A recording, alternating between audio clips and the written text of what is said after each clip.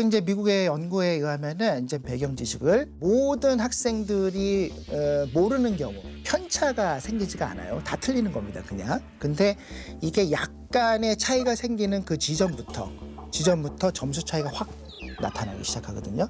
그러니까 배경 지식이 어느 정도 있다 없다의 차이가 시험 수행의 결과를 굉장히 크게 만들어낸다라고 볼 수가 있는 거죠. 그러니까 어려운 문제를 내서 우리가 변별을 시키겠다라는 것은 좋은 취지일 수 있으나 그 변별이 되는 기저 요인들이 무엇인가를 생각해 보면 그게 오히려 불공정할 수 있다.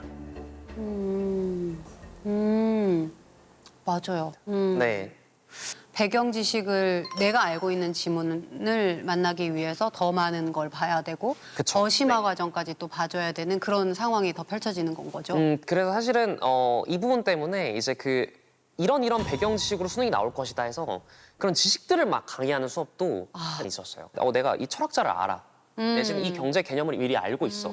이러면 독해에 대한 어떻게 보면 좀 스피드가 이해도가 훨씬 높고. 그렇죠. 훨씬 그 현장에서 안정감 자체가 다르거든요. 그쵸. 그러니까 뭔가 수능에 대한 공정성을 확보하려 문제를 냈는데 일정 부분 또 불공정해질 수 있는 그러네요. 그런 지금 순간인 거죠. 네. 과연 수능 국어가 학생들의 국어 능력을 제대로 평가하고 있는지에 대한 의문이 들 수밖에 없는 것 같아요. 사실은 국어는 모은 글을 읽고 이 글을 내 삶 속으로 어떻게 스며들게 할 건가? 그래서 내 인생을 돌이켜보고 인간과 세상에 대해서 고민하게 하는 것이 국어 수업의 목적이어야 된다고 생각하는데 이거는 그냥 정보 처리를 위한 시험 같았어요.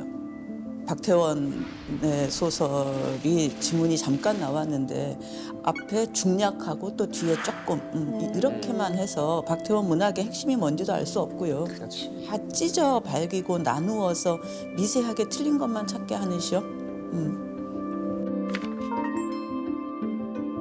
저게 가장 어려웠던 또 작년 수능에서. 네. 시는 어떻게 만들어진 거냐면 언어를 갖고 만드는데 이 언어가 턱없이 부족한 거예요. 파라타. 뭐 죄다 팔아요. 그뭐 시퍼라타, 세파라타 해봤자 내가 본 저 파라타의 결을 표현할 길이 없어서 참 고심하는 거예요. 그래서 시인이 보드레안 에메랄드 얇게 흐르는 실비단 하늘을 우러르고 싶다. 이렇게 쓴 거예요. 불구의 언어를 갖고 투명하게 전달해 보려고 한 건데 내 마음은 호수요. 뭐 보조관념, 뭐 호수, 원관념, 고요하고 잔잔함. 이렇게 가르치면 고요하고 잔잔하고 뭐라고 표현 못할 그래서 호수라고 얘기했더니만 그거의 정답은 고요하고 잔잔함이라고 써야만 정답이고 나는 거기 퐁당 빠져들고 싶음. 그럼 틀렸고 이제 거기서 문제가 벌어지는 거잖아요. 그걸 갖다가 그냥 모든 것을 단답화해 버린 거예요. 그렇게 해서 다시는 시를 접하지 않게 하는 거라면은 어떻게 해야 될까? 근데 지금 현재 제도로는 수능 체제로는 좀 많이 어렵다.